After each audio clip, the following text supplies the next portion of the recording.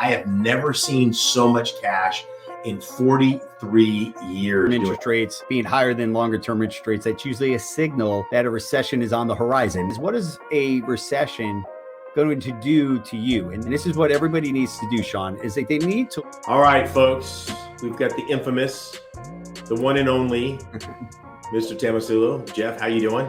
I'm doing all right, Sean. How you doing, man? It's good to be back. Yeah, busy week for both of us. I know you and I talk a lot and text back and forth about what's going on, but both in our personal lives and some stuff we're doing business-wise together, there's just been a lot of really crazy movement going on. I'm talking to Jeff earlier as my roofer is needing some materials for a property, and I've got a video guy going by so I can get some video out to you YouTubers out there. Listen, real quickly, I need some help here. Comments, any questions you have for Jeff, please put them in the comments. Just write them down. I don't care what you think it is. Write the comments down there. Hit the like, hit the subscribe that way, and the bell, because I'm telling you, one of the things that Jeff and I can do is we can whip these things out at any second now because we're in the market. I love to say this, Jeff. We eat our cooking without throwing up. Absolutely. Every single day. Every single day we know what's going on that. If we don't, we're kind of screwed, if you will. So let's talk about what's going on in the marketplace. A lot of interesting things. I guess we should toot our own horns a little bit. We were right, but Putin's backing down a little bit.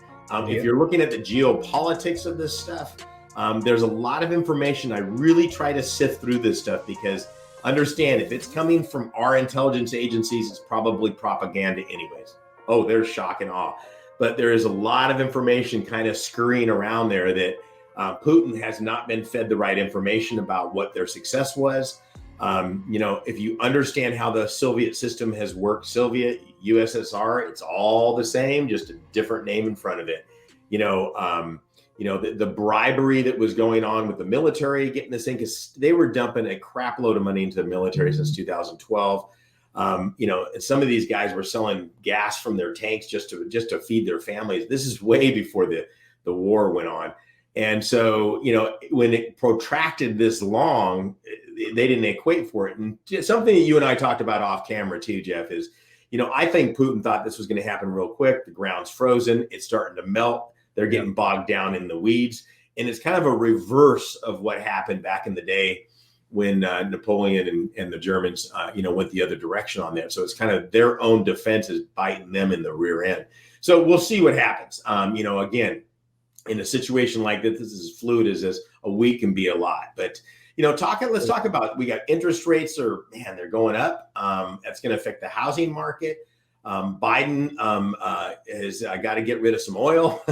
So, Jeff, what are you seeing out there from your perspective, managing and being personally responsible for $100+ million on an hour-to-hour basis? Well, for us this week, again, everything's being driven obviously by geopolitical news. And I was on doing an interview on Reuters TV this week, and the woman asked me, the anchor is like, hey, if we do get a peace deal, what do you foresee happening in the market? And it kind of worked out that way. And I was happy that it did, because I'm not always right? These are, you're kind of trying to gather as much information, as many clues as you can.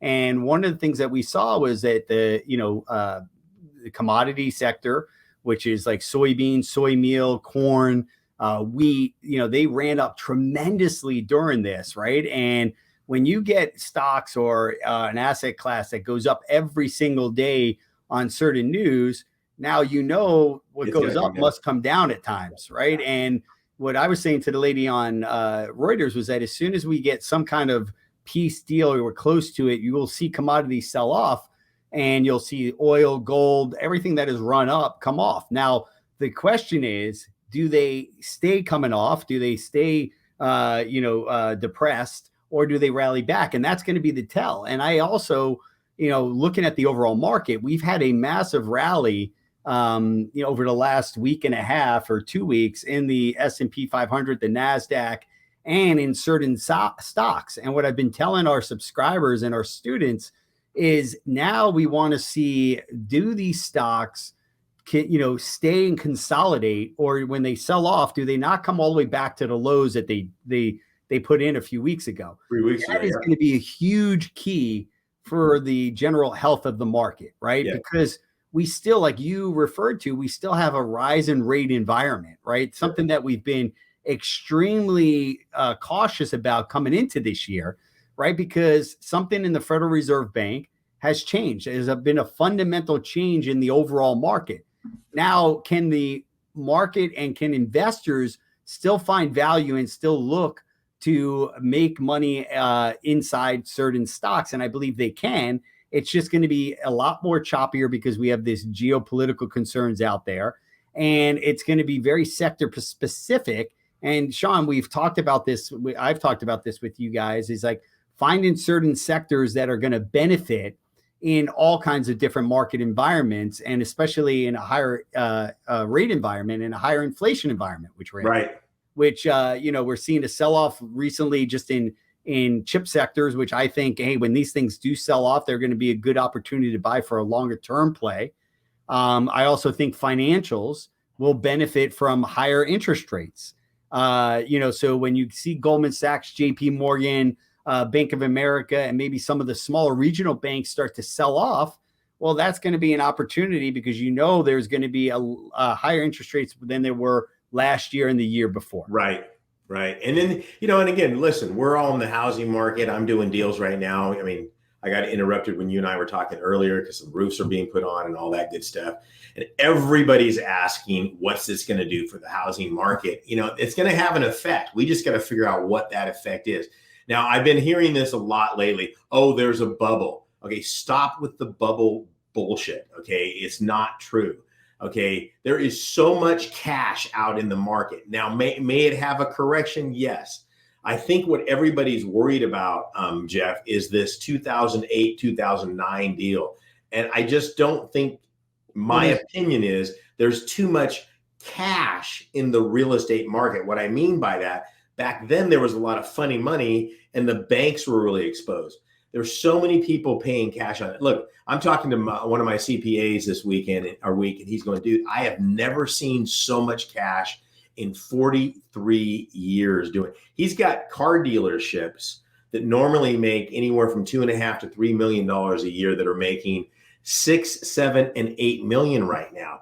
So when you've got that much cash chasing the same commodity, you're going to get the inflation, number one.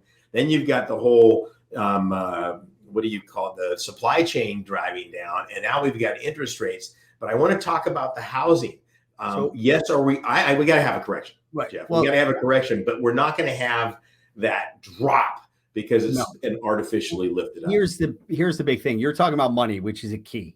The other issue that we've seen all across America, not in just the big cities like New York or the suburbs of New York, Miami, San Francisco, San Diego, there is no supply, right? That is one of the biggest differences. If you're going to compare 2008, huge to what we do, there was such an oversupply of development then, right?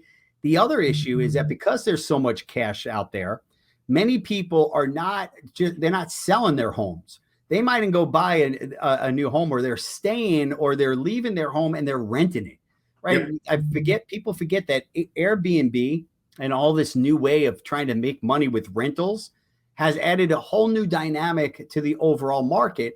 And then lastly, when you have high inflation, how do you protect your capital, right? Because when you hold on to cash and when there's inflation, your cash becomes less and less as time goes on. You got to put it into some hard assets. Buy hard assets. You look to buy precious metals. You look to buy art. You look to buy real estate. Right. So with all these factors going on, will higher interest rates hurt the overall market? Absolutely. Right. We're not going to have as much refinancing. And that's the other thing people don't realize. I was talking to my partner the other day, Sean, and I said, where do people get in all this freaking money? Yeah. And what I didn't realize was because interest rates were so low, people were taking money out of their homes, right, with home line of credits, home line of equities. And they're waiting for that cash, right? They're buying. That's going to slow down, but everything else is going to remain the same. The low inventory, right? I mean, I'll just put an example and then we'll end this conversation on the housing market. Is that in my town outside of New York City, about an hour and out outside of New York City, Connecticut, prior to the pandemic. We'll put the address in the description down below. we had 300 houses for sale in our town, right? Mm-hmm. Right now on the market, there is 30 houses for sale. Totally. That's everywhere, Jeff. That's everywhere. So let's talk about the houses that I'm doing right now that you heard me getting a photographer out there. So you guys will see the videos coming out. There's a property that I've got, and I paid $92,000 for it, which Caleb was like, dude, we paid too much for this property. I go, don't worry about it. We got a bunch of deals. Well, the property at the time, the ARV was $210,000. We had to clear title and do all that stuff. That took 6 months. Boo-hoo. Now we're doing the work on the property. Well, that's gone up to $240,000. There's still no more properties in that area. And everybody's, are you worried? The bubble. I'm like, the bubble? I go, there's no houses out there. And then, so there's all these factors with Airbnb. Here's another factor: affordable housing or assisted living housing for elderly. This is becoming a big deal. Where if you've got a piece of property, I'm going to have a guest, Isabel, on here. You know Isabel from our mastermind. So you got a property with, say, 2-bedroom or 4-bedroom, 2-bath. I can show you a way to rent that property out at $5,000 to $6,000 a month. That cost me $300,000 for it because the government's paying me to house it. So these factors weren't in the marketplace 10 years ago. No. And so when you start looking at that stuff like this, it's like, we're not smart. Trust me. Just hang out with Jeff and I for dinner. We're just looking at this stuff, and it becomes second nature. Water on a duck's back. I call it the power of observation. The power of observation. Just the power of observation and experience over the years of seeing what this happens. Trust me, if you get Jeff and I into another field of, I don't know, whatever, Instagram marketing or whatever, those influencers, I wouldn't know crap about what people are talking about on that. I appreciate everybody coming on here. This is a way for me to get information like this to you quickly. What's happening? Okay. Number one, I think we're probably going to go into a recession area. I hate saying that because everybody goes, oh my God, a recession. Recessions happen all the time. And sometimes we don't even feel them, but we're probably, Jeff, would you say 6 months to a year before that starts happening? And we're seeing that with interest rates, right? We're starting to see that in the shorter term interest rates being higher than longer term interest rates. That's usually a signal that a recession is on the horizon. It doesn't happen all the time. No. But the question is, what is a recession going to do to you? And that's all what I say from a risk management perspective. And this is what everybody needs to do, Sean, is that they need to look at their overall portfolio. Whether you're going to have stuff in stocks, you're going to have stuff in real estate, you're going to have maybe your own business.